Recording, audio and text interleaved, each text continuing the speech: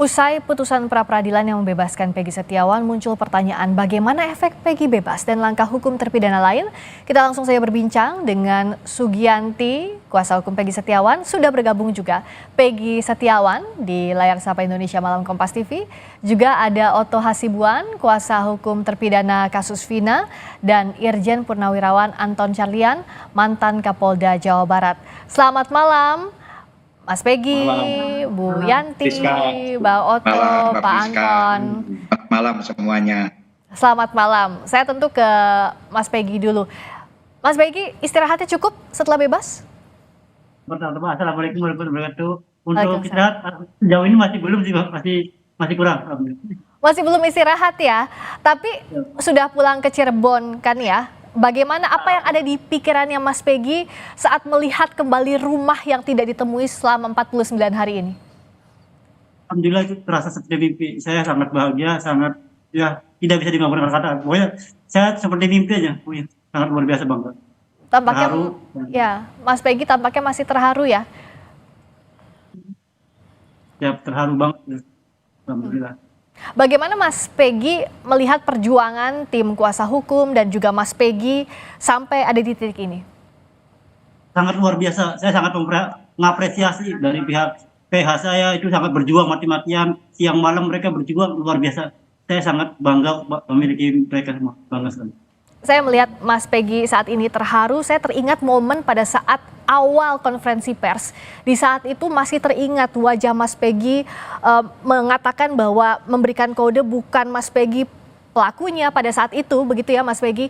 Apa yang membuat Peggy saat itu bisa berani? Karena mulai dari spontan dari hati nurani saya bahwa saya memang tidak melakukan kejahatan seperti itu, bahwa saya merasa benar karena saya tidak pernah memiliki dendam kepada siapapun, saya tidak pernah memiliki niatan jahat kepada siapapun. Ya itu prinsip saya. Karena saya juga tidak mau membohongi semua rakyat. Kalau saya diam berarti itu saya membohongi masyarakat seluruh Indonesia dan saya menghancurkan harkat martabat keluarga saya. Dan Mas Peggy yakin betul bahwa Mas Peggy tidak terlibat apapun dalam kasus ini? Sangat yakin, karena itu adalah pengalaman hidup saya ngalami, saya yang tahu semuanya, jadi saya yakin pada diri saya sendiri bahwa saya tidak pernah melakukan itu, tidak pernah terlibat. Mas Peggy tolong diceritakan waktu awal saat bebas itu kan Mas Peggy bercerita waktu awal ditangkap itu sempat ada pemukulan.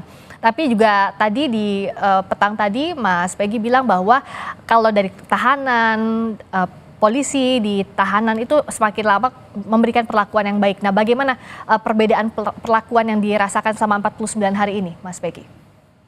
Waktu yang pertama itu ya saya udah melupakan itu karena itu wajar lah, biasa. Saya udah mengikhlaskan itu karena ya semacam itu kan mungkin ada kewajaran. Jadi setelah itu kan di Tahti itu terutama saya sangat luar biasa. Saya sama sekali di dalam Tahti itu tidak ada pemukulan, tidak ada kekerasan. Mereka menyambut saya dengan baik. Mereka juga mengapa membiarkan saya pulang juga dengan baik, terus salah perpisahan dengan baik. Alhamdulillah mereka di dalam sana semua baik, perlakuan penjaga itu sangat baik sekali, selama para pawas-pawas dan para tim-tim lain sangat baik, dan rekan-rekan yang ada di dalam itu sangat luar biasa. Selalu memotivasi saya, selalu membuat saya menjadi lebih percaya bahwa pertolongan Allah itu bisa ada.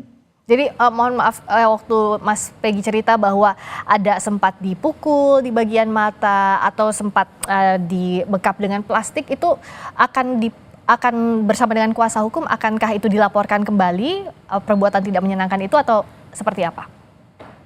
Pertama, saya sudah mengikhlaskan karena itu adalah pertama awal saya masuk di pihak penyidikan. Jadi saya mengikhlaskan itu karena itu hanya sedikit. Jadi saya udah nggak apa, mungkin itu wajar lah. Jadi saya sama pihak kuasa hukum udah mengikhlaskan, nggak apa-apa. Sudah mengikhlaskan itu yang terjadi di awal ya pada saat penangkapan. Mas Peggy, apa sih yang membuat selama 49 hari ini dari awal ditangkap, ditetapkan tersangka, sampai menjalani tahanan dan saat ini bebas, kekuatannya datang dari mana Mas Peggy? Sehingga bisa tabah di tahanan. Alhamdulillah kekuatan utama itu dari pihak keluarga, dari pihak tim pengacara, dari pihak seluruh elemen masyarakat Indonesia yang sudah mendukung luar biasa, para netizen, para kru wartawan, para media, dan terutama Allah Subhanahu wa Ta'ala itu selalu membuat motivasi saya semakin bertambah setiap hari. Nah, saya ke Bu Sugianti. Tentu ini belum berakhir setelah Peggy bebas. Karena kan yang berikutnya, apakah ganti rugi ini sudah diajukan untuk permohonannya, restitusinya, baik itu material, imaterial, dan juga permohonan rehabilitasi. Sampai di mana prosesnya, Bu Yanti?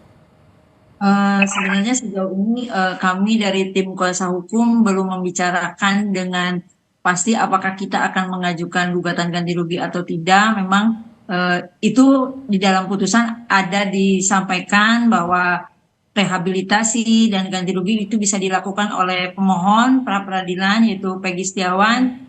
Namun kami dengan tim masih membicarakan itu dan belum sampai kepada pembuatan gugatan, belum masih pembicaraan, masih dalam pembicaraan, masih wacana dalam tim saja. Tapi ini akan dilakukan, artinya upaya hukum ini akan dilakukan oleh tim kuasa hukum?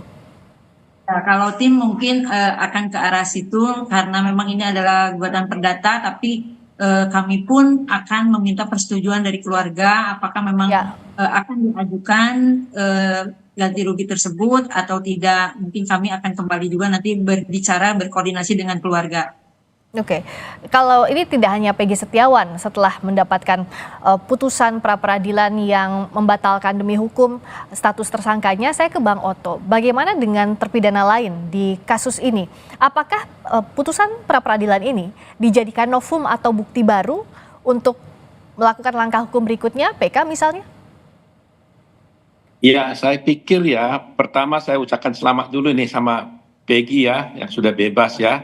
Mudah-mudahan kamu diberkati Tuhan dan juga Santi, teman sejawat saya Santi, selamat ya karena berjuang sudah berhasil membela ya. Ya, jadi begini, tentunya putusan pra peradilan ini memang tidak mengenai substansi ya, tetapi mengenai prosedural.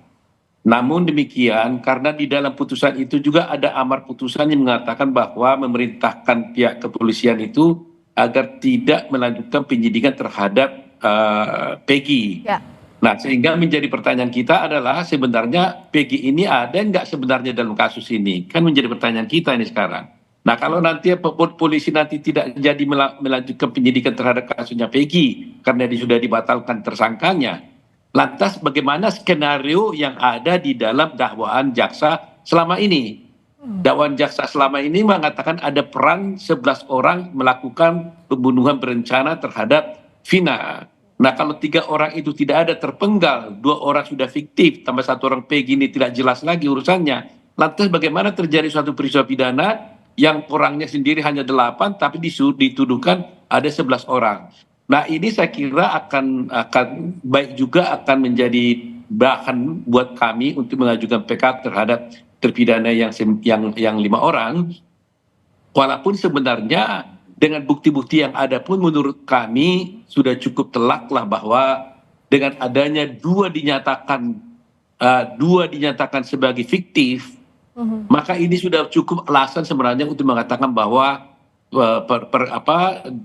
dakwaan jaksa, putusan hakim yang menyatakan bahwa mereka itu bersalah itu adalah sangat tidak benar gitu loh. Karena tidak mungkin kan. Coba sekarang jadi 3 nih. Saya nggak tahu nasibnya Peggy yang mana ini. Kalau 3 orang ternyata tidak ada orangnya, tidak bisa ditunjukkan oleh hakim, ya ditunjukkan oleh polisi, didakwa 11 orang, ya kan? Hanya 8, semua 11 orang ada peran masing-masing, ada adegan, ada skenario dan sebagainya. Tapi yang bisa tampil hanya 8. Nah, ini saya kira sangat melemahkan daripada putusan itu. Jadi mudah-mudahan nanti tim kami ini bisa menjadikan putusan pra peradilan Peggy ini sebagai bahan yang menguntungkan untuk membela para terpidana tersebut.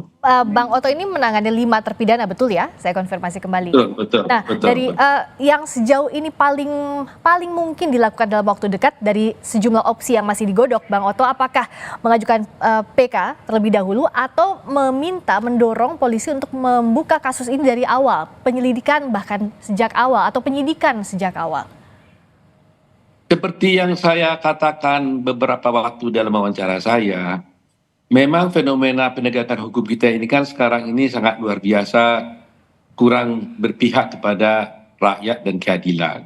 Ya, nah saya terus terang aja agak pesimis, walaupun dalam hati saya ya mudah-mudahan bisa berubah gitu ya. Pesimis kalau kita berharap di tingkat kepolisian.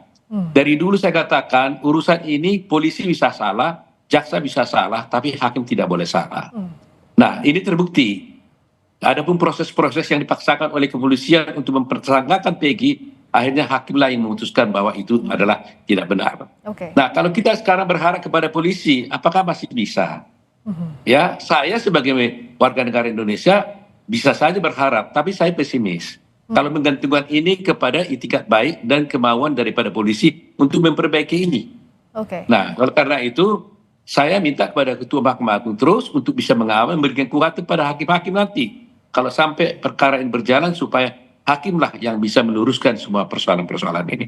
Kalau untuk memberikan menggantungkan kepada polisian, ya saya mudah-mudahan berharap mudah-mudahan bisa, tapi saya pesimis.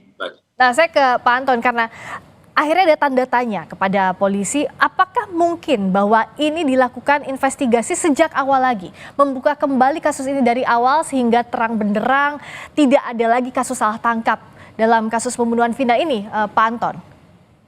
Baik, ini sangat memungkinkan. Bahkan saya mungkin salah satu yang pertama kali mengusulkan ada audit investigasi. Buka kembali semuanya dengan gelar perkara khusus. Nah, dengan kejadian ini merupakan satu pembelajaran yang sangat berharga, dan saya juga ucapkan selamat juga kepada Kang Peggy, Bu Yanti, Pak Oto Hasibuan yang sudah berjuang luar biasa.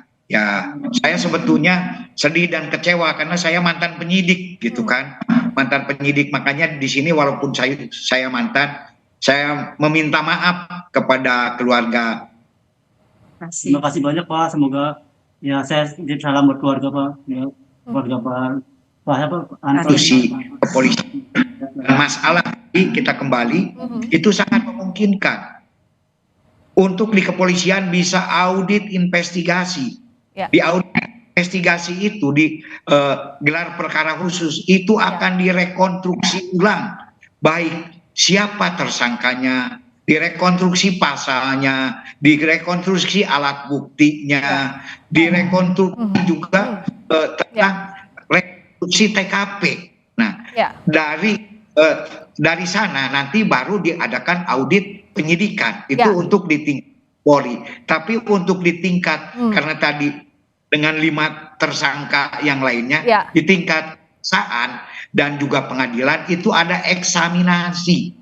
Nah, justru lakukan eksaminasi. Eksaminasi mungkin Bang Oto juga paham, pasti sangat tahu lah. Ada internal, ada publik. Tapi kalau sekarang karena sudah menjadi perhatian khusus, bisa dimintakan eksaminasi khusus untuk mengaudit semuanya. Karena apapun juga ya mohon maaf, polisi di dalam ini ada kekeliruan. Tapi salah satu kekeliruannya itu apa? Keterangan saksi yang menyatakan bahwa Peggy Peron itu adalah Peggy Setiawan. Ya, Pak Anton, izin saya bertanya, karena tadi bisa didorong audit investigasi untuk mengungkap lagi sejak awal, termasuk audit penyidikan. Apakah perlu ayah dari almarhum Eki, Rudiana, ini dihadirkan atau diperiksa lagi? Karena kan bagaimana Pak Anton melihatnya? Pada saat 2016 lalu, Ibtu Rudiana pada saat itu Pak Kata Ibtu di narkoba, di kasat narkoba, tapi ikut menangani kasus ini di penyidikan. Apakah ada yang tidak biasa dalam hal ini, Pak Anton? Justru di audit penyidikan itu nanti penyidik-penyidik lama pun juga harus dihadirkan termasuk pelapor. Apakah di sini ada sebuah kesalahan prosedur atau tidak? Bahkan di awal pun juga tolong propam turun.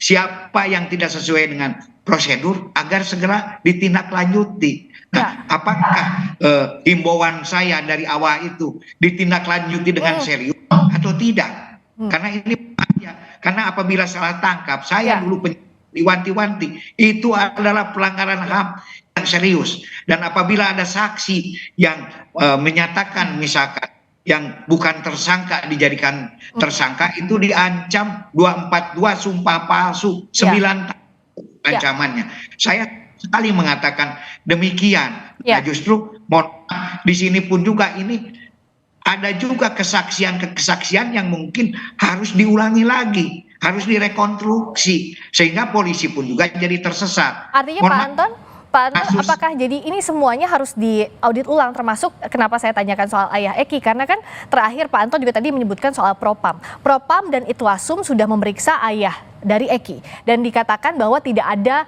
pelanggaran etik yang dilakukan. Nah, kalau dengan putusan pra peradilan ini, apakah artinya yang pemeriksaan dilakukan Propam dan Itwasum itu harus diulang kembali pula?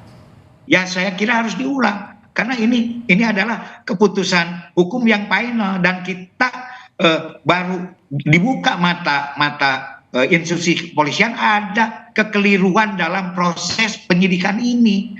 Harus mau tidak mau gitu kan.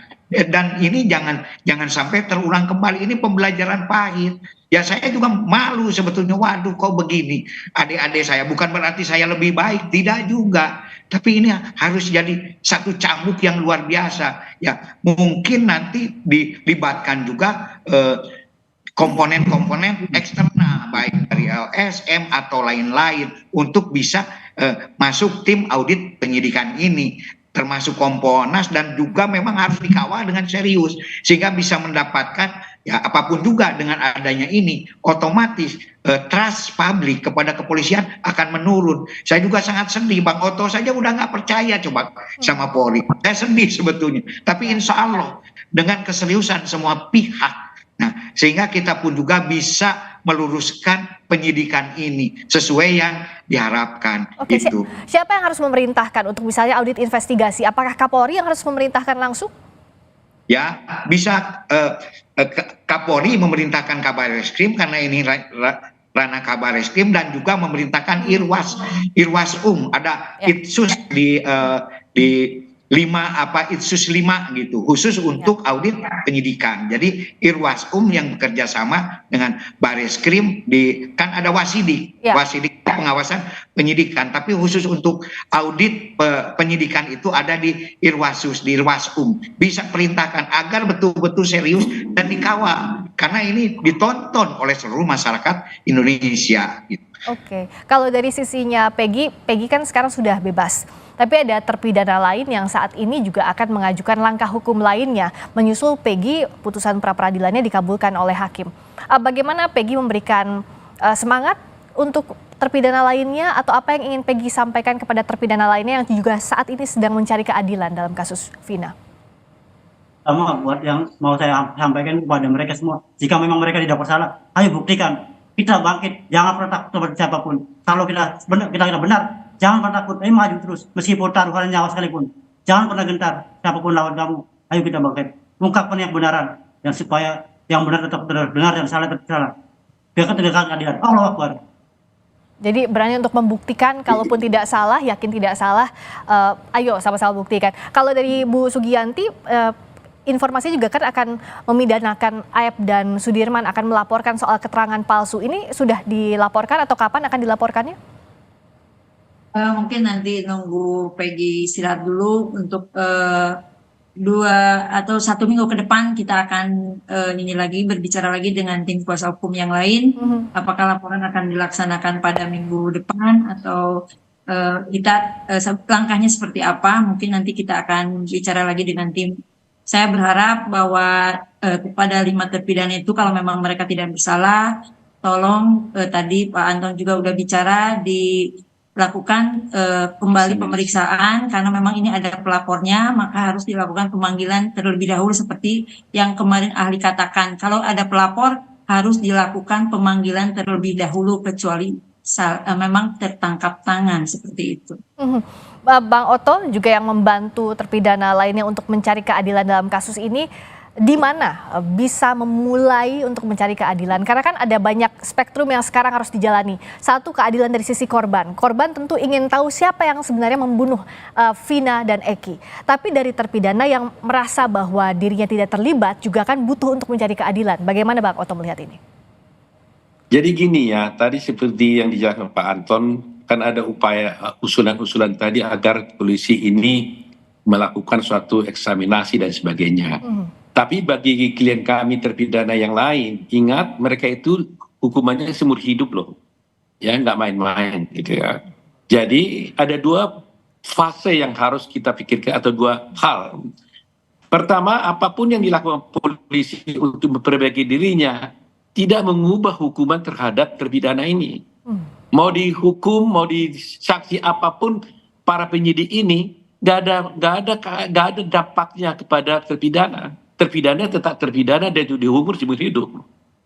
Ya. Itu akibatnya. Nah, oleh karena itu bagi kami adalah pertama tentunya, walaupun saya katakan pesimis, tapi saya tetap berharap agar polisi nggak usah ditekan-tekan, nggak usah diomongin, berinisiatiflah memperbaiki penyidikan ini dengan baik, ya kan? Nah, itu satu. Kedua, saya berharap nanti apabila kami sudah membuat PK, itulah harapan satu-satunya buat terpidana ini agar bisa dia bebas. Sebab tanpa adanya PK, nggak bisa dia dibebaskan, kecuali umpamanya oleh Presiden, ya. Tapi itu pun juga mungkin kalau dengan gerasi kan harus ada pengakuan, ya kan? Itu persoalannya. Jadi harapan kita adalah paralel. Pertama, polisi berbenah diri, memperbaiki semuanya dengan baik, nggak perlu ada malu-malu. Itu semua manusia bisa salah, ataukah yang salah juga ada, hakim yang salah bisa juga ada, polisi yang salah juga ada. Tapi jangan karena kita ingin membela Kors, akhirnya kita tutupi, itu akan lebih buruk buat penegakan hukum kita. Terbuka saja sekarang, buka saja kasusnya apa adanya, masyarakat juga orang-orang baik kok, alasan pemaaf kok kita ini. Kita tidak bermaksud atau tidak ingin orang itu dihukum, tidak. Tidak perlu penyidik ini dipenjarain, nggak perlu. Yang penting hukumnya diperbaiki, ya kan? Itu yang paling utama gitu loh. Nah yang kedua, nanti Mahkamah Agung sebagai benteng terakhir, ya, Mahkamah Benteng terakhir diharapkan apabila kami mengajukan PK, tolonglah diperhatikan semua fakta-fakta hukum ini. Kasihan mereka kalau sampai dia tidak berbuat dihukum seumur hidup, itu bagaimana? Ingat bagaimana itu kalau keluarga kita. Ya, kita tentu ingat ada gium bahwa lebih baik melepaskan 1000 orang bersalah daripada menahan 1 orang tidak bersalah. Betul, Friska, betul. Itu harus dipegang teguh, termasuk juga irah-irah bagaimana menegakkan keadilan berdasarkan ketuhanan yang Maha Esa. Ini tanggung jawabnya berat, sehingga kita berharap penegak hukum bisa betul-betul menegakkan kasus ini atau mencari konstruksi kasus ini adil-adilnya, tidak merugikan pihak manapun. Untuk Peggy, semoga dapat istirahat yang cukup. Setelah ini, selamat beristirahat kembali di rumah, berkumpul dengan ibu tercinta, dengan keluarga. Terima kasih banyak atas waktunya. Bang Oto Hasibuan, terima kasih. Bu Sugianti, terima kasih. Juga Pak Anton Carlyan, terima kasih. Selamat malam. Selamat malam.